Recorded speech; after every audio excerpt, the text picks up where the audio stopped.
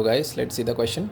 In the given figure, OADCB is a semicircle of diameter 4 cm and angle APB is 120 degree. Then find the area of the shaded region. तो हमें यहाँ पर क्या करना है, simple सी बात है, अगर मैं D और C को O से कनेक्ट कर देता हूँ तो मेरे को क्या मिल जाएगा, ODC एक सेक्टर मिल जाएगा.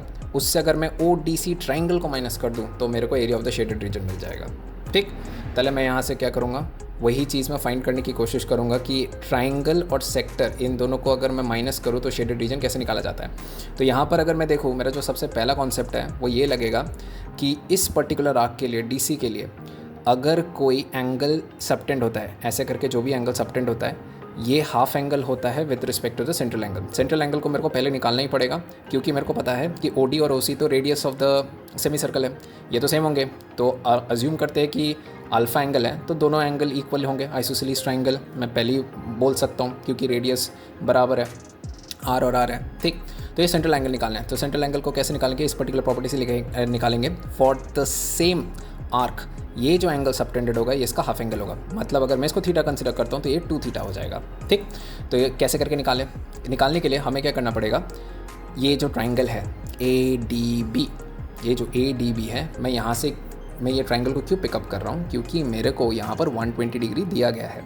Angle ABB is 120 degree.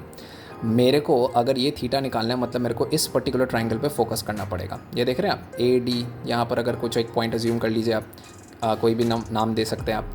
तो हमें इस ट्राइंगल का इस पर्टिकुलर एंगल को क्योंकि मेरे को निकालना है तो हमने क्या किया, 120 डिग्री हो जाएगा. क्यों, दो लाइन इंटरसेक्ट कर रहे हैं तो वर्टिकल ऑपोजिट एंगल हो जाएगा.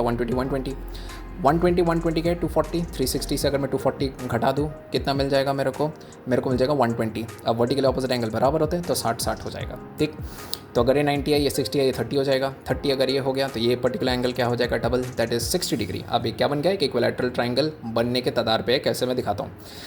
ये 60 डिग्री है, 60 degree plus 2 alpha gives you 180 degree. क्यों, sum of internal angles of triangle is 180 degree. तो यहाँ से जब मैं इक्वेट करूँगा अल्फा 60 डिग्री हो गया, मतलब इक्विलैटरल ट्राइंगल बन गया. ठीक, तो मैं अब क्या पकड़ूंगा, मुझे पता है सेक्टर है, तो सेक्टर का फॉर्मूला क्या होता है, pi R square multiply by theta by 360 degree. तो पाई आर स्क्वायर, क्योंकि यहाँ पर मेरा रेडियस जो है वो क्या होगा, 2 सेंटीमीटर होगा क्योंकि डायमीटर 4 सेंटीमीटर दिया गया है. तो pi R square into theta by 360 degree, 60 by 360 degree ये हमने डाल दिया. उससे हम क्या करेंगे, इस इक्विलैटरल ट्राइंगल के एरिया को माइनस कर देंगे, दैट इज़ -√3/4 a स्क्वायर, जिससे मेरे को ये आंसर मिल गया. Okay, thank you.